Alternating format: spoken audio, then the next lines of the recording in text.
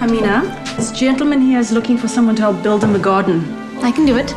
She thinks a lot of herself. Maybe she should. I wish I could be more like you. Be careful what you wish for. I'm just a housewife and a mother. Has anyone ever looked after you? Every time I look at you, I want you to stay forever.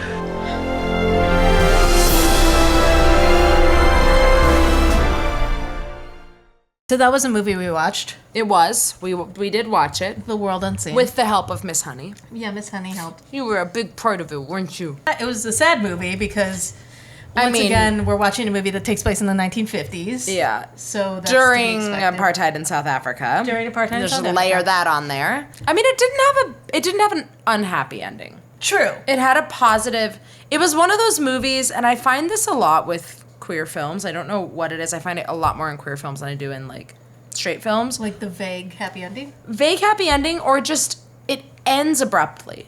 Like, sure. We were sitting there thinking, okay, well, this has to be the halfway point because we haven't gotten to. I don't want to say we didn't get to the climax. No, but I you're mean right. that, We didn't like, get any climax. in a film term, Yeah. not so much, but also like maybe a little bit in other terms as well. Yeah, but yeah. We get to the point where I'm like, okay, like it's gonna happen, something's big gonna happen, and then we're done.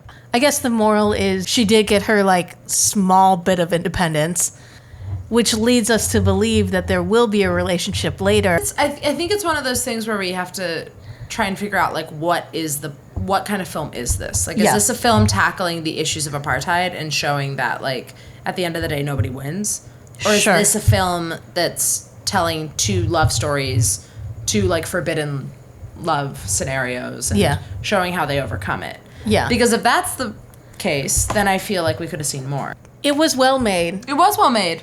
I believed their chemistry. And also, it's really cool to think this film was made in, 2007? Yeah. This was, like, almost an entirely POC cast dealing with queer issues and issues of, like, racism. All other types of issues. So it was a very progressive film in that way. So I Can't Think Straight came after this.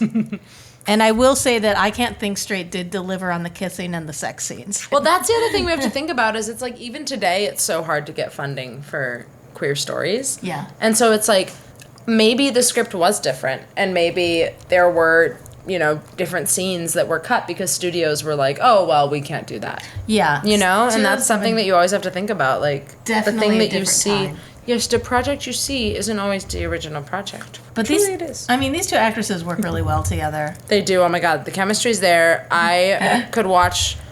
What is her name? I need to know her real name. I have to stop calling her Indiana Jones. I could be mispronouncing it though. She tells Chef. She tells Chef. Okay, well I could watch her walk around in a pants shirt combo all day long and be happy as a clam because that woman is.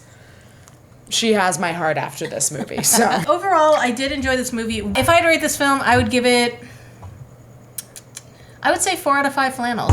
I do have to say that I think my number one thing with movies is I hate when I finish a movie and I go, wait, what? That was it? We were just gearing up. Sure.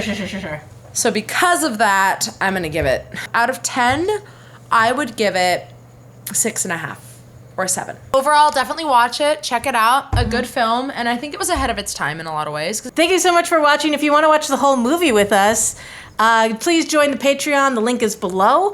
And you could see things like this. Oh, they're meeting for the first time. She's got like almost like an Indiana Jones vibe with this outfit. She totally does. I'm so into it. Yeah. Oh. Eyes meet.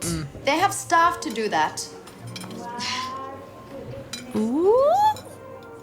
They're cute. I ship it. Yeah, immediately shipped. Is this FedEx? Because we shipped it within 24 hours. She's entering the vegetable garden. Ayo, that feels like an innuendo. She'll tend to your garden. That family don't mix with any of us. Yet when it suits them, they expect all of us to just come running. Someone off this guy. He's horrible. Again, forensics in the 1950s were not that good. Ugh. Kill him, bury him under the garden. Rid of him. Oh, what a metaphor. I love it. so that their love can bloom. Then bloom over him. Come. I want to change back into my own clothes. I'm gonna change in front of you. And I want you to join me. Okay. That's a move. Ooh. Here, come. I'm just gonna get naked. And you're just gonna stand there and watch. Yep. Yep. Oh. Wasn't that fun? Where can people find you on the internet? You can find me on Instagram at Lily Claire with 3 E's, and then on Twitter at the Lily CR.